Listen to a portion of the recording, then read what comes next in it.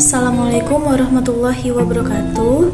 Saya Anggitri Febriani dan rekan saya Vina Dwi Putri. Di sini kami akan sedikit menjelaskan mengenai pencemaran air pada lingkungan.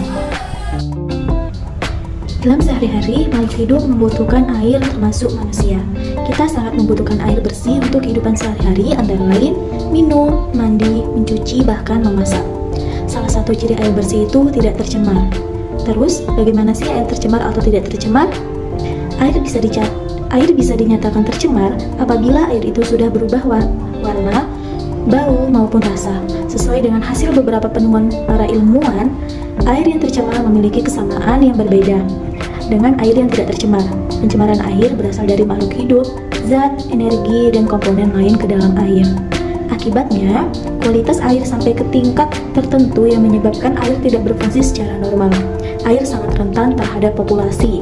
Hal ini dikarenakan air sebagai pelarut universal sebab mampu melarutkan lebih banyak zat daripada cairan lain di bumi. Pencemaran air melibatkan krisis air tawar, mengancam berbagai sumber air minum, dan kebutuhan lainnya. Jadi, bahwa populasi air adalah pelepasan zat ke dalam air, tanah di bawah permukaan atau ke danau, aliran, sungai, muara, dan lautan ke titik di mana zat mengganggu penggunaan air dan manfaat untuk ekosistem. Dampak pencemaran air. Yang pertama, dampak terhadap kehidupan biota air. Jika terlalu banyak zat pencernaan pada air limbah, akan menurunkan kadar oksigen yang terlalu dalam air. Akibatnya, kehidupan dalam air yang membutuhkan oksigen menjadi terganggu dan mengurangi perkembangannya. Akibatnya, matinya bakteri-bakteri pada proses penjernihan air secara alamiah yang seharusnya terjadi pada air limbah juga terhambat. Yang kedua, dampak terhadap kualitas air tanah. Pencemaran air pada tanah dapat diukur melalui fase coliform telah terjadi dalam skala yang luas. Hal ini dibuktikan oleh suatu survei sumur dangkal di Jakarta.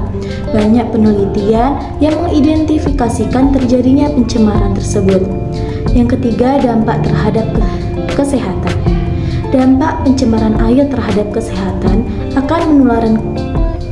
Yang ketiga, dampak terhadap kesehatan. Dampak pencemaran air terhadap kesehatan akan menularkan bermacam-macam penyakit, antara lain air sebagai media untuk hidup mikroba patogen, air menjadi sarang-serang dan menyebarkan penyakit. Jumlah air yang tersedia tidak cukup sehingga manusia yang bersangkutan tak dapat membersihkan diri. Air sebagai media hidup vektor penyakit. Dan yang keempat, dampak terhadap estetika lingkungan. Banyaknya zat organik yang dibuang ke lingkungan perairan, maka perairan tersebut semakin tercemar yang ditandai dengan bau yang menyengat, juga diikuti dengan tumpukan yang dapat mengurangi estetika lingkungan. Jangan lupa selalu jaga kebersihan air ya.